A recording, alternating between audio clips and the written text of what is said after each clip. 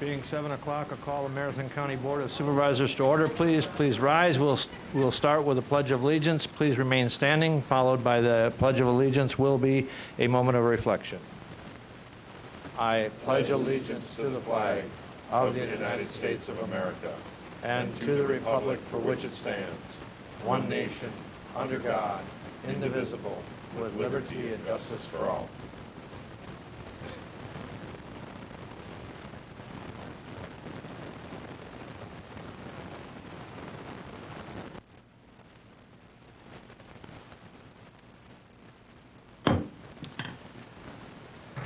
Thank you. And we will have the reading of the notice, please. An educational meeting of the Marathon County Board of Supervisors will be held at the Marathon County Courthouse, Assembly Room, 500 Forest Street in the city of Wausau at 7 p.m. on Thursday, August 22nd, 2019. And the agenda was duly signed and posted. Thank you. I would like to request all silence their cell phones or put them on vibrate as not to interrupt the meeting, and any other electronic devices too, please. And we will proceed to roll call, so please sign in.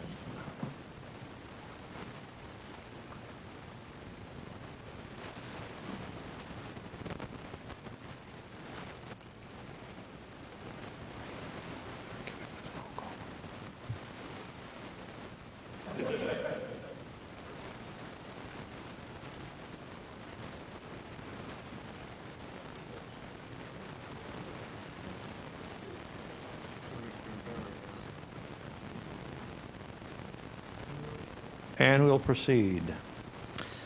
And I would like to welcome all of the visitors we have, including the viewing audience. We will move on to public comment, 15 minutes. And no one had approached the chair and no one approached the clerk. So we will move on to educational presentations, reports by standing committee chairs or designees. Supervisor Nutting. Thank you, Mr. Chairman. First, I'd like to thank you, Mr. Chairman, for appointing me to the Northwoods Rail Commission.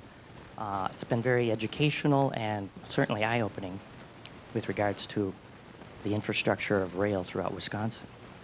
So I attended the latest Northwoods Rail Commission's scheduled meeting via their live call-in so that I could listen to the meeting here in Wausau as it takes place in Rhinelander. During public comment at the meeting, members commented on the numerous rural and small community rail crossings which are no longer in use and have severely deteriorated. The response from the rail representative regarding these out-of-service spurs and former main lines was that they usually allow these communities to simply pave over these deteriorating crossing tracks.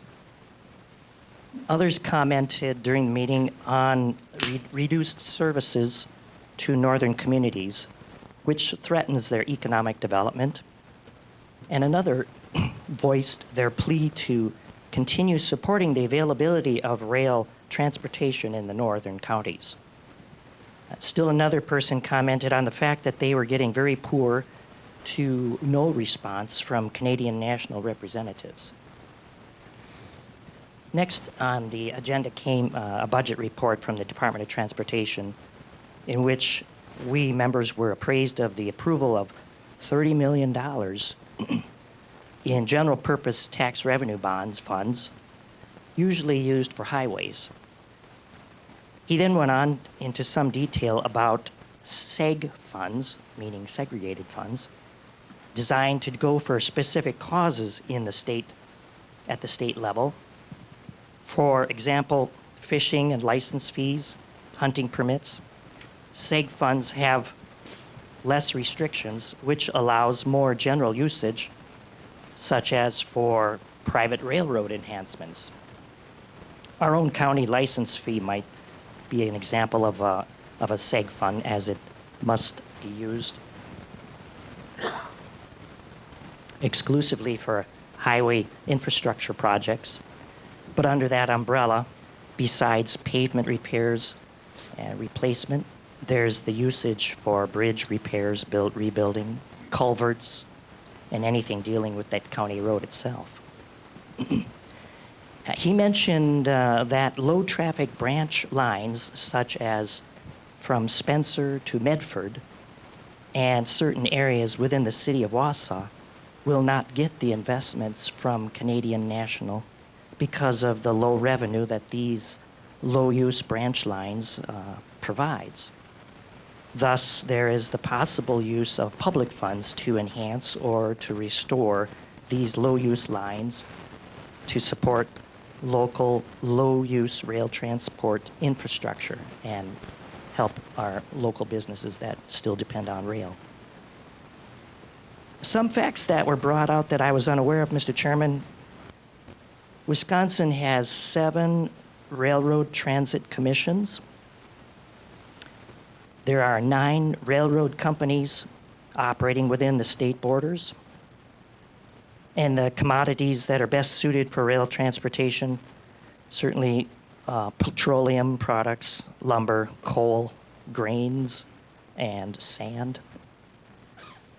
Next on the report was given regarding semi-retired rail usage due to paper mill closures, reduced logging, especially in Rhinelander, Niagara, Wisconsin, Menominee, and Ashland. Also, complaints were expressed regarding the poor service, such as when companies need cars to be delivered and picked up in a timely manner. Reduced demand and usage was detailed regarding the areas of Abbotsford, Dorchester, Medford, etc. These areas only receive one visit a week. So with rail maintenance neglect comes slower service, leading to service cancellations and eventual rail abandonment. And Mr. Chairman, it was mentioned that there's a lack of Canadian National salespeople also knocking on the doors to sell CN services. And lastly, there was a discussion on county funding in their annual budgets for rail preservation enhancement, especially from the northern counties affected a lot by reduced logging industries and paper mills. And these counties were encouraged to continue to contribute, if they're not already contributing at least $500 to the commission, to continue to be in contact and to go to bat for them. I understand that Marathon County does support the commission. And a point of trivia, rail transport flows through Supervisory District 3 in all 4 directions. Just a bit of minutia. Thank you, Mr. Chair. Thank you. Next, we have Supervisor Zereni. Thank you, Mr. Chairman. I serve as the chair of North Central Healthcare, and maybe you saw the news story there Tuesday night or on Wednesday, where the Lincoln County Board has approved North Central Healthcare to serve as the administrator for a 5-year contract to run the Pinecrest Nursing Home. I sat through a 3-hour Lincoln County Board meeting, which was kind of interesting how they conduct business there. I want to answer 3 questions for you tonight. What does this mean? Why is this being undertaken? And what are the next steps? What does this mean? Well, on January 1st, North Central is going to take over the administration of the Pinecrest Nursing Home. And it's being done for expense reduction purposes. We can share expenses on laundry, pharmacy is a big issue, staff training, and those types of things. They have 200 employees as part of the Pinecrest Nursing Home, and those 200 employees will now become, on January 1st, employees of North Central Healthcare. We're actually reducing the number of employees in Lincoln County by about 50% with this activity. Lincoln County will continue to own and maintain the facilities, just as Marathon County does with our facilities at Mount View on our campus. and their maintenance staff will do the maintenance on their buildings.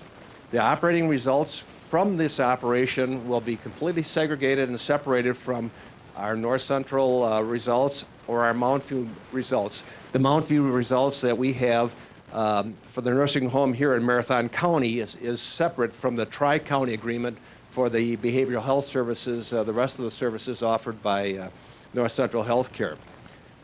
So why is it being undertaken? Well, they've been running a deficit for a number of years, and the future, the 2020 budget looks as it would put them out of business. The deficit would be significant, several $100,000 on its way to $1 million. They just can't do that. So they needed to do something. So we spent about 60 days analyzing things, looking to see what we could do, what we could save them. We helped recruit. The board approved a new nursing home administrator on Tuesday evening who will be starting in September. So as the next steps are, the Board of Trustees for Pinecrest has to approve this deal as well. So they're going to talk about this Monday, and then the North Central Healthcare Program Services Board meets Thursday, and we have to approve this. And then the next step will be the creation of an nursing home operations committee comprised of representatives from the two counties and our board, the board being the North Central Healthcare Program Services Board, to oversee the operation of these two nursing homes. If you have any further questions, I'd be glad to talk with you after the meeting. Thank you. Thank you. And next we have Supervisor Robinson. Supervisor Rooney, I do have a question and get it up there. Have you addressed the liability issues in the tail for claims in terms of claims incurred versus claims made? Just so that, the problem is we're going to pool all activities, I think, probably going forward, and there's always a lag relative to claims from a liability. And in our joint venture policies, I thought we addressed that issue if we were looking at a new joint venture. So will Lincoln County retain any claims that were incurred but not claimed? Yeah, never know. Yes, they will assume those liability general operating issues, as well as we got the whole health care package and employee benefits. And there is a significant difference in sick day accumulation under their program, which we do not have here in Marathon County. You can accumulate up to 100 sick days, and at the time of retirement take that, and we don't have that as a benefit here. So Lincoln County is going to have to figure out a way to handle that, because on January 1st, any employee over 55 that has these accumulated days would be in their best benefit to retire, collect their money, and we can't take over without our key employees. So Lincoln County is committed to making that happen. Okay, any other announcements by committee chairs or designees? Okay, seeing none, we will move on to review and discussion of Tuesday meeting agenda items. And we start with denial of claim of Sammy Abadir. Any questions on that claim?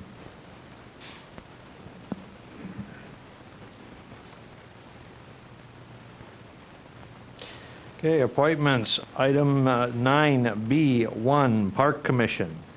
To appoint Supervisor Alan Opel to complete a term to expire June 30th, 2022. Any discussion on that appointment?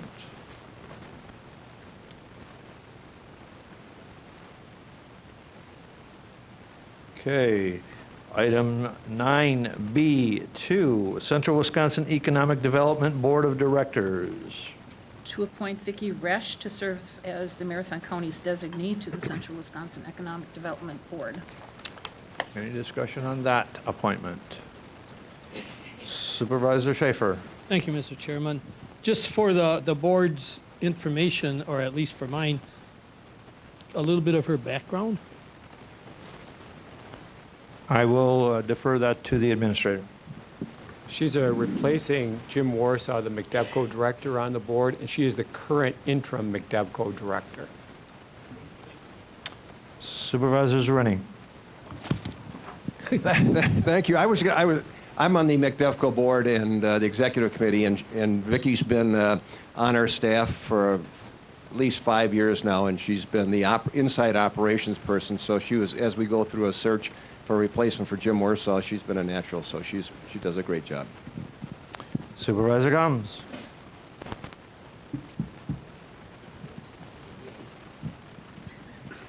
For your information, Mr. Schaefer and Mr. Chair, she grew up a mile down the road from me.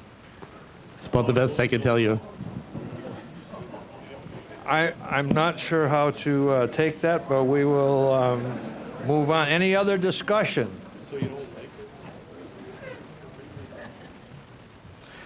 Okay. Item number 9C, ordinances, executive committee. Item 1A, to create Section 2.0 County Administrator Recruitment Task Force, Ordinance 15-19. Supervisor Schaefer, Supervisor Leahy. Thank you, Mr. Chair. I was just kind of hoping for a little bit more clarification of how this task force would be created and how it would function. I know that the exec committee is meeting next week to hammer out, all of the details, but based on previous task forces, things of that nature, I guess, how will the members be chosen, and who would those members be? Are there going to be public people? And will these meetings be open to the public as well? Yes. Yes. The answer is, the way the task force charter is drafted, there would be professionals from the educational community. There would be individuals from the business community, with hopefully emphasis on employee resources background. There would be also a member from the Wisconsin county's exec and administrators, along with the county board chair, the vice chair, and a member from the board. Those individuals would meet and follow the charter and do the initial search and develop the criteria and questions. Then they would make a recommendation that would be brought back to the full executive committee, and the full executive committee would interview the second round of interviews with up to 5 candidates that the task force would be bringing forward.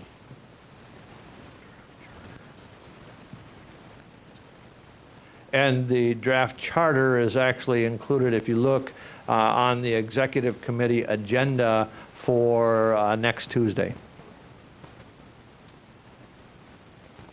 Okay, any other?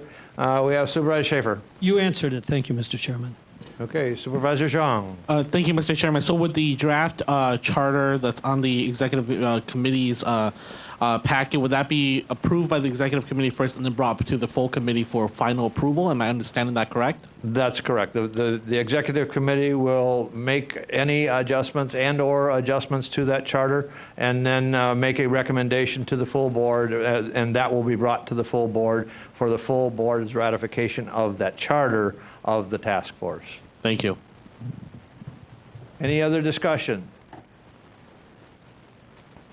Okay, moving on to resolutions. Item, 9D1, County Board of Supervisors, change in supervisory district boundaries resulting in the City of Mosinee annexation, Resolution 40-19.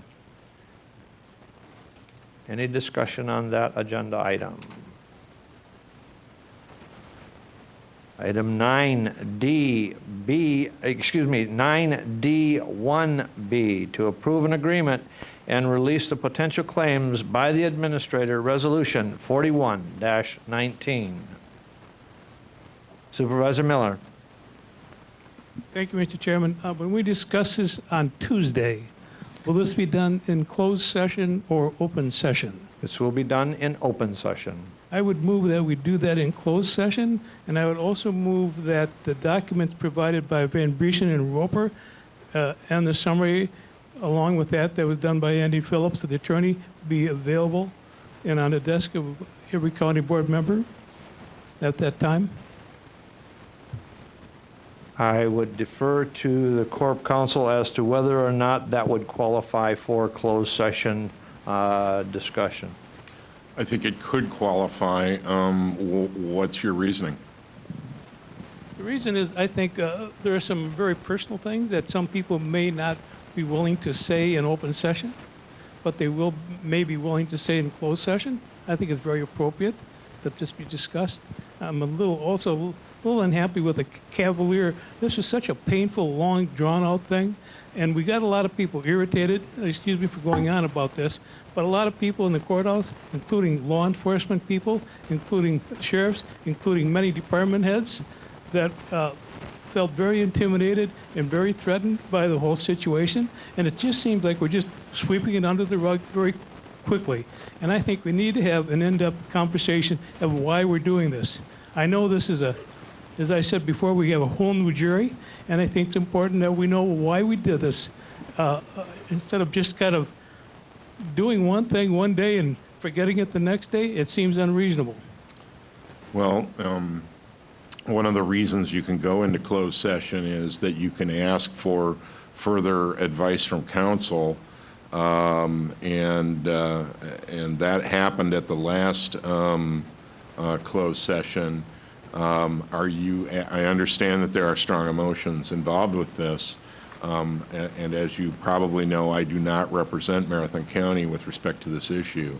Are you asking for further advice of counsel? Well, if that's what it takes, I would suggest that maybe Andy Phillips be available, at least through phone conversation, when we have a discussion in closed session. Okay. We'll take that under advisement. Or somebody from Van Briesen and Roper at least, if not Andy Phillips. But I think he would be the appropriate one if he's available. All right.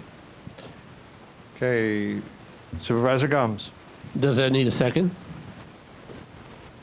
No, that's just a request for us to review whether or not we should go into closed session. And Mr. Miller has some specific issues, and so doesn't need a motion to go into closed session.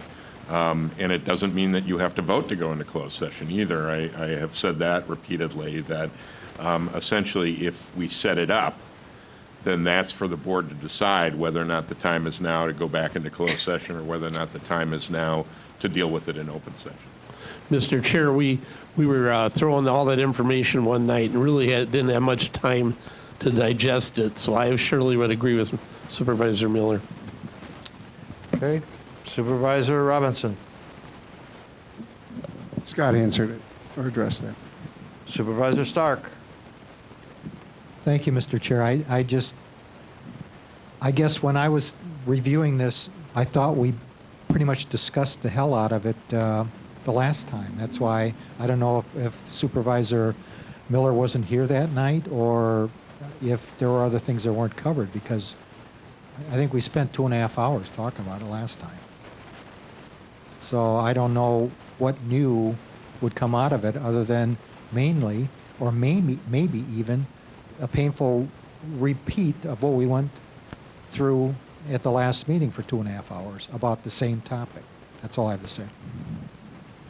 I guess the only thing that the agreement was a negotiation, and the agreement that you have in the packet was agreed to and was drafted in coordination with two attorneys. It was drafted with Andy Phillips and Mary, and so those two attorneys drafted the agreement that has been included in the packet, that was signed by myself and signed by the administrator. The resolution that was not drafted by the attorneys involved, but the agreement was. So, okay. Any other discussion on that agenda item? Supervisor Langenhan. Thank you, Mr. Chair. I'd just like to get a clarification on one of Supervisor Miller's requests. Supervisor Miller had requested that a copy of the investigative report from 2016's incident be made available at Tuesday's meeting. Would that request be honored? The investigative report that was made part of the file? I believe that's what Supervisor Miller was referring to. Is that what you're requesting, Supervisor Miller? Correct. Okay. We can include that in the packet. I'm only asking for my own clarification. Thank you. Okay. And just for clarification, those have been released previously as public records. Those. Right. Correct. All right. Any other discussion on that agenda item? Okay, item number 9D, and is stated as action will be taken on this item at the educational meeting, and I'm here to inform you that the engineers have worked diligently to try to come up with a number. As we have feared, they have continued to find additional items. And they are going and doing the best that they can to try to have a firm number for this board to consider on Tuesday. And so, and we will have a presentation, and those engineers will be here on Tuesday. But they are not prepared to provide that information to you as in regards to the jail. So I would look for a motion to postpone to the Tuesday's meeting, item number 9D-C, or 9D-1C. Motion by Supervisor Zhang and second by Supervisor Nutting to postpone till Tuesday items 9D-C, D1C, excuse me, approving the amendment of the 2019 budget to transfer additional funds from capital reserves to pay the cost incurred with respect to repair and reconstruction of the Marathon County Jail, Resolution 42-19. There's a motion and a second. Any discussion? Supervisor Rosenberg. I'm trying to push my button. When do you expect that number to get to us? Do you expect it by the end of the week, or is it more kind of skating into Tuesday? It's because some more tests were done today. They're working as diligently as they can. We will provide it to the board as soon as we have it, but we're hoping to have it by Tuesday. Thank you. We don't want to continue to delay the proceedings because the temporary shoring has been done, although there is additional items being identified that may require additional shoring as we move forward. So it's a work in progress, and I will provide information as soon as we have it available. But at this point, we don't have, the engineers do not have a comfortable number. And again, they're doing additional tests as we speak. There's a motion to postpone to Tuesday. Any further discussion? Seeing none, we'll proceed to vote.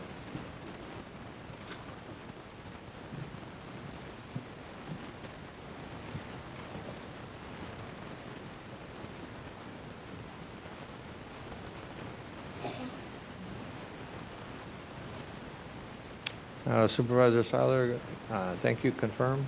Thank you, and we'll proceed. And the motion is carried unanimously. Moving on to item 9D2, Environmental Resources Committee. A, approval of the Town of Emmett Local Zoning Ordinance Amendment, Resolution 43-19. Any discussion?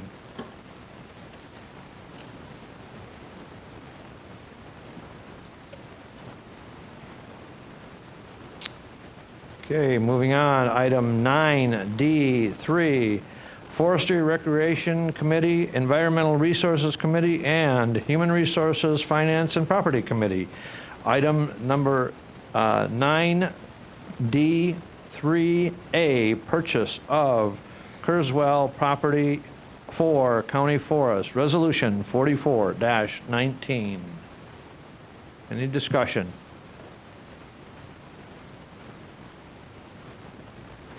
Any discussion?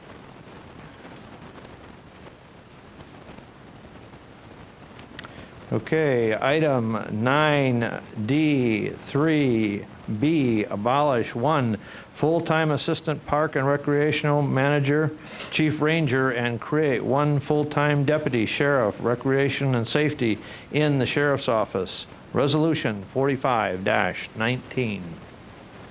Any discussion?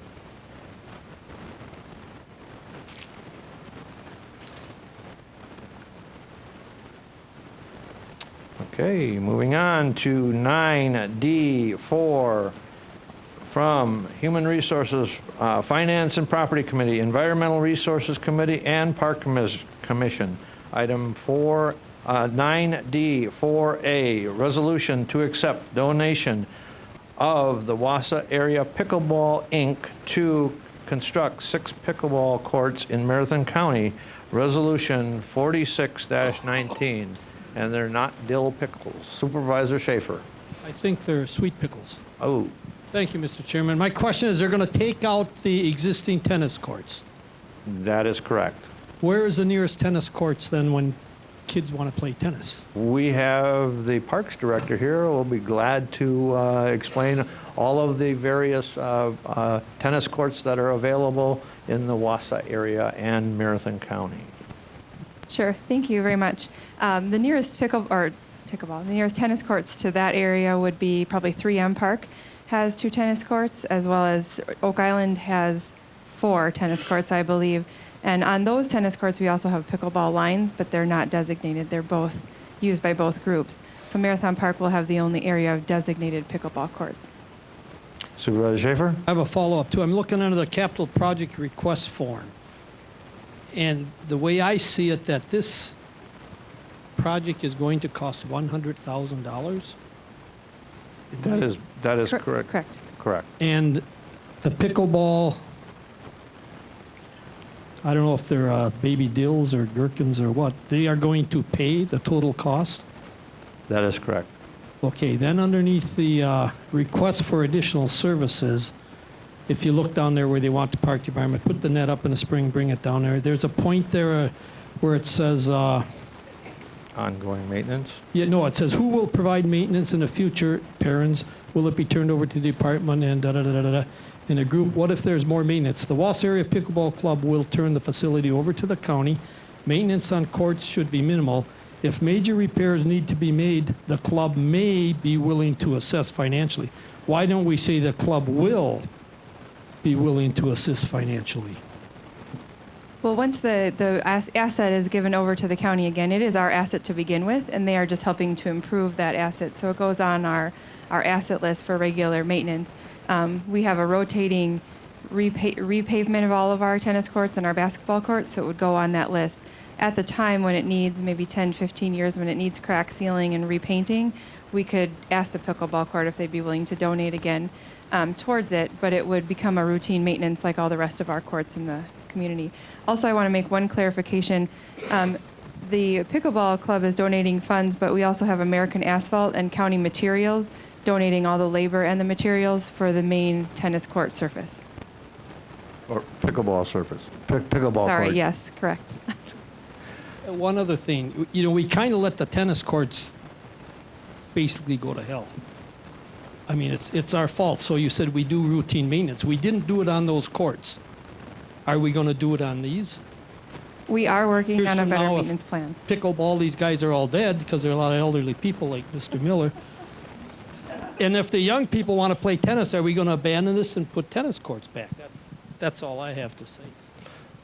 Supervisor Miller. Thank you, Mr. Chairman. Being on the Finance Committee, one of the things that always comes up when there's a new proposal and there's a grant involved, is this grant going to be continual, or is this going to be a one thing and then we're left with what's left? Well, what's happening with this money given to the county, it's a one-time thing, and then we're left to take care of what's remaining for the years down the road. This is how government grows. Not always in the smartest way, but how it grows. I'm also concerned about a couple years down the road, the tennis people are going to say, God, you took our tennis courts away. Now we need some tennis courts because now they're pickleballing it. So I see that coming too. The other thing is, this is something that pretty much benefits the city. We do so much in park and recreation that benefits the city. I've talked to Supervisor Carger, or Administrator Carger last year about this, and he was suggesting some ways that we could look, maybe make some cuts that were drastically needed. And I suggested, let's look at some of the things we do for the city in park and recreation. I think it's way leaning toward the city favor. He happened to agree with me at that time and said that's a good point to look at. Well, it's never happened, but here's a good example. We're getting involved in something that is substantially city, again, in park and recreation. And the whole county is going to end up footing the bill for this. So I just can't see this being something the county is going to delve into. Thank you. Supervisor Johnson.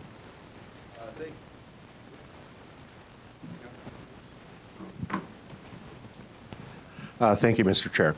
It was my understanding when I read through this, and perhaps the Parks Director could correct me if I'm wrong, but what we're actually getting out of this is we have an existing property, an existing asset owned by the county, and an outside group is going to pay to repave it, thus extending the life of it, and give it back to us. So we're not signing up for any other obligation other than what we had already, but we are getting these courts resurfaced and repurposed. Is that correct? Thank you. Supervisor Zhang. Thank you, Mr. Chairman. I concur with Supervisor Johnson on what he said there. I think he hit it right on the point. Another point I do want to add is that the CVB has mentioned that pickleball is the largest and fastest growing sport in with the state of Wisconsin, probably even Marathon County here, and it's going to attract thousands of people to come to central Wisconsin there, even Wausau, to play tournaments. So being able to have a court of this size would be enable us to be able to host these type of tournaments, which would subsequently allow individuals and travelers to travel from all across the state to central Wisconsin here, which will result in economic impact, which not only benefits with the city of Wausau, but also benefits the Marathon County, our residents, our business owners, and many more. So I guess I would encourage this board to look at this as an investment rather than a one-time cost. Thank you. Supervisor Rosenberg. Thank you, Mr. Chair. Supervisor Zhang and Supervisor Johnson kind of touched on what I wanted to talk about. And I guess I also just wanted to say thanks to the Pickleball Association for the $100,000. That's community investment here. So we're really getting something out of this. City, the county, we're all in this together. So thank you. Supervisor Gumbs. Thanks, Mr. Chair. I was just going to ask the director, having been on the infrastructure committee, are they going to grind the courts down and start over because you'll have cracks right where the old cracks were otherwise, right? Correct. They are taking out the pavement and they're assessing the base. And if they need new base, the base is in there as well. And that's where County Materials comes in. It'll have a whole new base. We'll be supervising the project to make sure it's built correctly from the ground up, but it will be completely redone. Supervisor Nutting. Thank you, Mr. Chair. Just a reminder that all 39,000 plus residents of the city of Wausau, plus all of the surrounding metropolitan area residents, are Marathon County residents and will benefit from this. No matter where they live, they will travel to where the infrastructure is. We have a wonderful infrastructure scenario going on at the Holtz-Krause landfill, and they travel from all over the county and surrounding counties and states to come here to this particular spot. And if it happens to benefit individuals who are close or far, that's a great thing. Thank you. Supervisor Langenhan. Thank you, Mr. Chair. Question for the Parks Director. What are the current available resources for the pickleball community in Marathon County if they wanted to get up tomorrow morning and go play a game? Sure, good question. Right now we have 3 dedicated pickleball courts at Marathon Park, and that is the courts that are in front of these 2 courts that will all be 9 together. And then we have, well, the indoor spaces, they can go to the Y. The Y has programs and pickleball courts inside their gyms. And then we also have I think 6 different parks, I'd have to count them off the top of my head, that are dual purpose lined for pickleball and for tennis. Most of them are within the city of Wausau here. I do believe in Weston they also have them marked on one of their tennis courts for pickleball as well. And follow up. Go ahead. How is the game played? Are there doubles or teams or? No, you don't have to I'm be old to play No, it. for clarification, because if there's doubles, I would suggest that Supervisor Schaefer and Miller consider getting involved. Thank you. It is doubles. Okay, any other discussion? I guess one point of clarification, and that is the Parks and Rec in the Finance Committee has looked at in cases and to ensure that the allocation between the costs of the county parks and the city parks are appropriate, funded by the city when it's city and when it's county. So there's a lot of accounting that is taking place to ensure that the city parks are maintained by the city and the county parks are maintained by the county. Okay, moving on to item 9D5, Executive Committee, a special election not ordered to fill Marathon County Clerk vacancy effective September 13th, 2019, Resolution 47-19. Any discussion? Supervisor Johnson and Supervisor Johnson.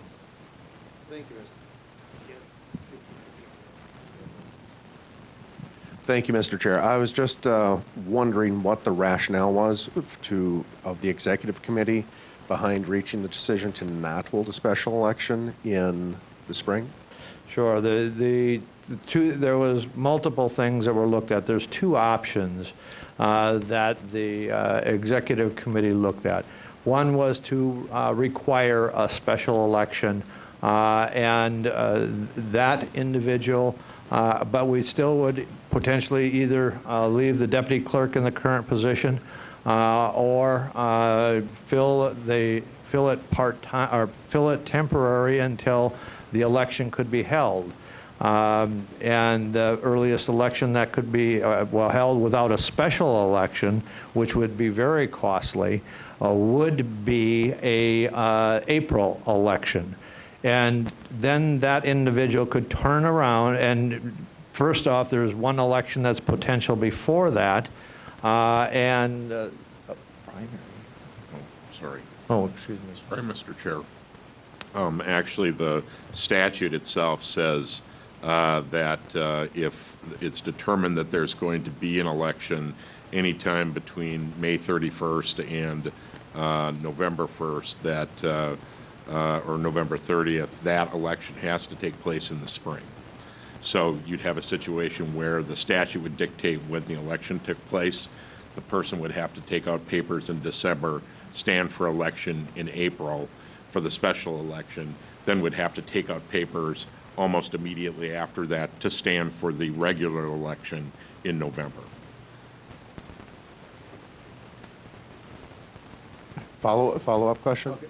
The other thing that I wanted to be clear is the clerk, Marathon County Clerk, would be responsible for potentially 4 elections this next year, and it was felt by the executive committee that filling that position with a person and having some stability in that position with the total requirements of up to 4 elections and standing and running for an election in April and then turning around and running for an election in November would be duplicative.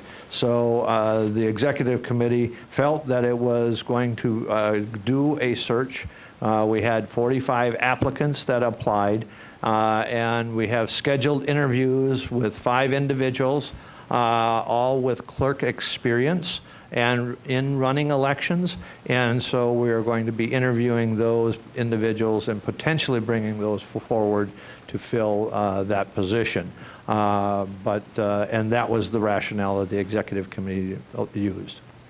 Thank you, Mr. Chair. And then the second one is more of a process question on who is the committee? Because the way the resolution reads, it's a committee of one. And no offense, I'm sure there's outside input, but I'm not getting that from reading the resolution. The process is the same process that we use for filling a board position, and that is the chair, the vice chair, along with the administrator. In this case, it was suggested that the deputy administrator fill that position as far as the interview panel, along with the clerk. Now, in this case, because there potentially is an internal candidate, there's staff from the staff from HR is also going to assist in the interview. Right, and then the reason I voice these concerns is this is a constitutional office we're filling. It's Absolutely. It's not one of 38 board positions. No offense to anyone at the tables here. This is a very important position who's going to be overseeing a presidential election, series of primaries. I mean, Absolutely. You're correct. There's a lot. Absolutely. So absolutely. It was the same process that was used when we had a vacancy for the treasurer, which is also a very important elected position that was used in the past. It is, but this one has special significance because this is a serious point of public confidence. People have to have confidence in their elections. So I just hope that this is a thoughtful, meaningful, and thorough process to make sure that everyone in Marathon County can have confidence that things are going to run right, as they did so many years with Nan. Absolutely. There's no question. Supervisor Rosenberg. Thank you, Mr. Chair. I guess I have a couple of questions about the criteria you're using to either both interview, maybe whittle down these 45 applicants to 5. Just wondering what that criteria looks like. We have the HR director here who assisted in looking through the candidate pool. And one of the major criteria was that they had to have, because we were looking at potentially 4 major elections in 2020, that they have election experience. And so that was one of the first criteria. And I'll turn it over to the HR director. We always create screening criteria, job-related screening criteria, and we have a document in my office. I could retrieve that. But like Chairman Gibbs said, experience with elections was weighted very heavily in our screening process, and the 5 people that we're interviewing all have that. No one else did. There were some other things we were looking at, leadership, experience supervising people. We had about 7 different screening factors that we took into consideration, and I can certainly share that with you anytime. Okay. Sure. Supervisor Lane. Email it out to the board. Thank you, Mr. Chair. I think my questions have pretty much been answered. I, too, was just a little concerned with how different this recruitment appointment process looked compared to the administration role, which, we're talking about them at the same time. So I guess I had my concerns about accountability and transparency as well. So I'm glad to hear that there is a committee as such that's going through this, that it's going through a process, and that we will all get to see the criteria as well. So thank you. Supervisor Zhang. Thank you, Mr. Chairman. This question is for Corporate Counsel, Scott, Mr. Corbett. So from my understanding, if we decide not to do the special election, we were to fill this position with an interim individual in there, that individual would have to run for office in November of next year. Am I understanding that correct? That is correct. Okay, thank you. Supervisor Schaefer. Thank you, Mr. Chairman. Couldn't we save a lot of this if we just asked Nan to stay on? Asked and answered.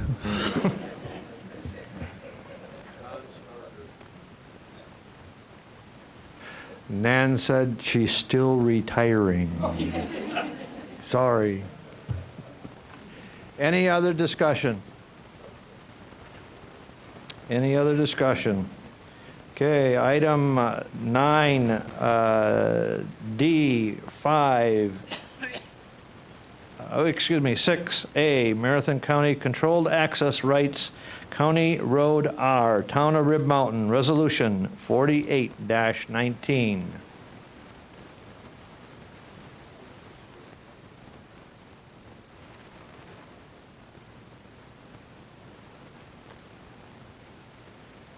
Any questions? Private conversations. If you have questions, please bring them to the chair. Any questions?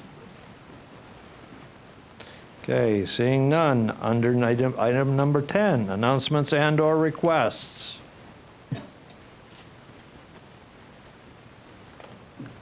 All right, under number 11. Supervisor Opel with the motion and Supervisor Seefeld with the second to adjourn. Any discussion? All those in favor of adjournment signify by saying aye. Opposed? We stand adjourned. Thank you, ladies and gentlemen, and we will see everyone shining face on Tuesday.